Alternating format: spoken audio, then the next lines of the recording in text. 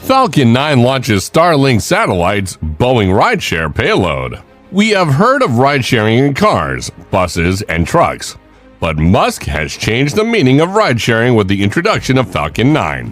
What's so special about this rocket? Is it the best way for space travel and transport? Let's see.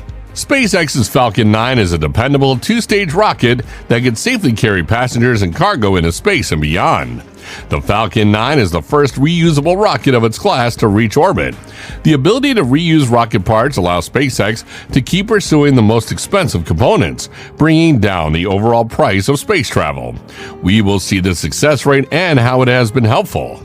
On Sunday night, SpaceX sent 51 more Starlink internet satellites into orbit on a Falcon 9 rocket. The rocket also carried a rideshare cargo that will use the spaceflight-built orbital transfer vehicle to move to a higher orbit and test broadband communications technologies for Boeing. SpaceX's 40th launch of 2018 occurred at 10:09:40 a.m. Eastern Standard Time Sunday when a Falcon 9 rocket took off from the Space Launch Complex 40 at Cape Canaveral Space Force Station. The U.S. Space Force 45th Weather Squadron predicted an 80% chance of good conditions for the launch on Sunday evening. The next generation of SpaceX's Starlink internet satellites is the primary cargo for Sunday night's flight, officially dubbed Starlink 420. To make room for a rideshare payload, the rocket will lift 51 flat-packed Starlink spacecraft into orbit, which is fewer than the number carried on a regular Starlink launch from Florida. How the Falcon 9 works. The first stage of a Falcon 9 rocket has 9 Merlin engines and is fueled by liquid oxygen and rocket-grade kerosene, RP-1. The tanks are made of aluminum-lithium alloy.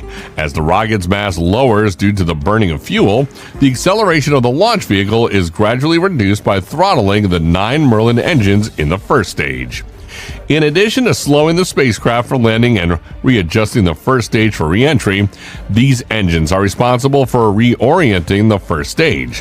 4 carbon fiber and aluminum honeycomb landing legs are included in Falcon 9's first stage. They are stored at the vehicle's bottom in a symmetrical pattern around the rocket's base and released right before touchdown.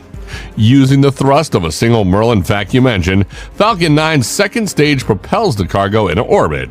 To put several payloads into various orbits, the second stage engine fires a few seconds after stage separation and can be restarted multiple times. Interstage. The hydraulic pushers that enable the first stage to separate from the second stage in flight are contained in the inner stage, a composite structure connecting the two stages. Cage fins. To achieve hypersonic speeds, Falcon 9 has 4 grid fins located near the inner stage's foot. At the time of re-entry, they shift the rocket's center of pressure to orient it. There are 2 parts to the payload. Fairing. The satellites are protected during launch by a fairing made of carbon composite material. About 3 minutes into the flight, the fairing is discarded, and SpaceX proceeds to retrieve fairings for reuse. Dragon. The Dragon's pressurized compartment can hold as many as 7 passengers and/or tons of cargo. Furthermore, Dragon's unpressurized trunk may transport freight and can even house additional payloads. What was Falcon 9 carrying? Inside the Starlink payload stack contained in the Falcon 9's payload fairing is a Sherpa LTC orbital transfer vehicle fueled by chemical propellants. The Sherpa LTC orbital transfer vehicle was developed by Spaceflight, a Seattle-based spacecraft builder and rideshare launch broker, to carry small satellites and host experiments at a variety of orbital altitudes and inclinations. Boeing's Varuna Technology Demonstration Mission, Varuna TDM, is scheduled to ride aboard the Sherpa LTC Orbital Transfer Vehicle on the Starlink 420 mission. The V-band communication system is a projected 147 satellite constellation that would provide broadband access to commercial U.S. and government users. This mission's goal is to demonstrate the technology and execute demonstration tests in orbit for the system. Boeing stated that thanks to the Varuna TDM mission, broadband satellite network customers will be able to assess the performance of V-band communications links and examine their characteristics and acceptability for certain applications. With the Varuna technology demonstration mission, the Sherpa LTC transfer vehicle will be launched into a near circular orbit by the Falcon 9 rocket at an inclination of 53.2 degrees from the equator, with an average altitude of roughly 192 miles, 310 kilometers above Earth. A T++ 49 minutes, Sherpa LTC will be sent into space, followed by the 51 Starlink satellite separation at T++ 72 minutes. For the Varuna technology demonstration mission, spaceflight's solar-powered orbitable transfer vehicle will undertake a series of burns to enter a circular orbit 620 miles, 1,000 kilometers above Earth. Astro Digital, which also supplied the Sherpa LTC orbital transfer vehicle's command and control systems, created the Varuna technology demonstration payload. Designed by Benchmark Space Systems, the Sherpa bipropellant LTC's propulsion technology is environmentally friendly and safe to use. As stated by Kurt Blake, CEO and president of Spaceflight, the transportation capabilities of Sherpa LTC, along with the dependability and continuity of the Starlink mission, make it an appropriate solution for the customer's specific mission requirements. In an interview, he said the obstacles that make it difficult for spacecraft to achieve unconventional low Earth orbit and beyond are removed by our OTV. We're excited to continue serving customers like Astro Digital with our cutting-edge, budget-friendly, and trustworthy transportation services in space. There are 3,259 Starlink internet satellites in orbit after SpaceX's Starlink 420 mission on Sunday. This number includes prototypes and test units that are no longer operational. The Starlink internet satellites will be the primary payload for SpaceX's 59th mission. The SpaceX team loads supercooled, densified kerosene and liquid oxygen propellants into the 229-foot-long, 70-meter-long Falcon 9 vehicle 35 minutes before liftoff. How Falcon 9 launch work? During the final half hour of the countdown, helium pressure will also be pumped into the rocket. Falcon 9's Merlin main engines undergo thermal conditioning for flight in the final 7 minutes before liftoff as a procedure known as a chill down.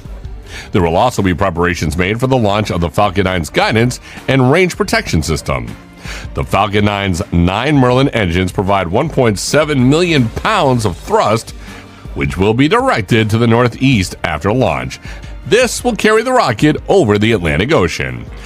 Approximately 1 minute after liftoff, the rocket would reach speeds greater than the speed of sound, at which point it would turn off its 9 main engines. The Falcon 9's upper stage would separate from the booster, allowing the stage to drop free, and the vehicle's cold gas control thrusters and expanded titanium grid fins would then fire impulses to help it return to Earth's atmosphere. About 8.5 minutes after takeoff, the rocket slowed with 2 brake burns to a distance of about 400 miles, 650 kilometers to land on the drone ship. In SpaceX's catalog, the primary booster for Sunday's launch is listed as B-1052. 7 launches into space are planned for the booster. The vehicle originally took to the skies in 2019 as a side booster for 2 separate Falcon Heavy rocket flights before being retrofitted to serve as the first stage of a Falcon 9 rocket. During the second stage burn, the Falcon 9's reusable payload fairing will be released. The nose cone will splash down in the Atlantic, where a rescue ship will be waiting to pick up the 2 pieces.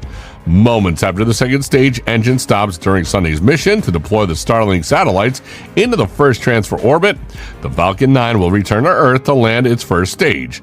Around 45 minutes after liftoff, during the second burn of the upper stage, the cargo will be in the correct orbit for separation.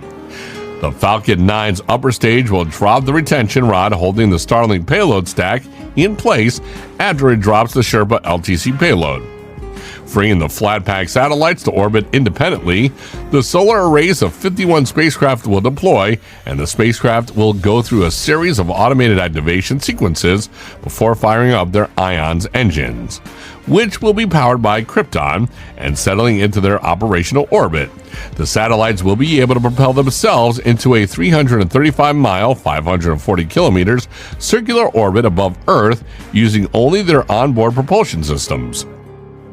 For SpaceX's worldwide internet network, the Starlink satellites will be placed in one of 5 orbital shells at various angles.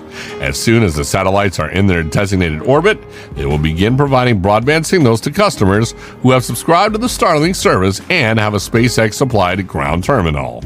Plans of Musk. With a 98% success rate, Falcon 9 has completed 173 launches, 133 landings, and 112 flights. Elon Musk is now planning to complete 100 missions with Falcon 9 and Falcon Heavy in 2023. All in all, the future of space travel is brighter, and who knows, it may become cheaper to travel for us as well. This ends our interesting facts for today. Like, share, and subscribe to the channel to see more videos on space topics.